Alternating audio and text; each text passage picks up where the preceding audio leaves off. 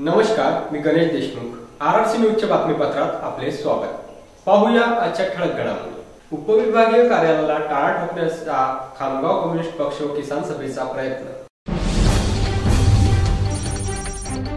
शेतकरी संघर्ष समिती जळगाव-मध्ये काढला आमदार डॉक्टर संजय कुटे यांच्या घरावर मोर्चा. अवैध कोण खनिज उत्खनन करणाऱ्यावर जळगाव पोलिसांची विशेष कारवाई.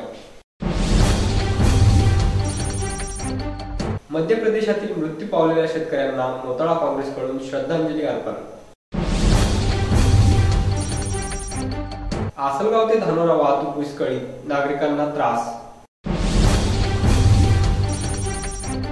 चिखली येथे शेतकरी मागण्यांसाठी मुख्यमंत्र्यांचा पुतळा टॉवरवर लटकवून करण्यात आले आंदोलन. पर्यावरण दिनानिमित्त साखरखेर्डा येथील लग्न समारंभातून देण्यात आला पर्यावरणपूरक संदेश. अपघातग्रस्तांच्या कुटुंबियांना आमदार रायमुलकर यांच्या हस्ते लोणार येथे 13 लाखाचे धनादेश वितरित. शेतकऱ्यांच्या मागण्याबाबत भारिपने शेगाव तहसील समोर केले एक दिवसीय धरणे आंदोलन.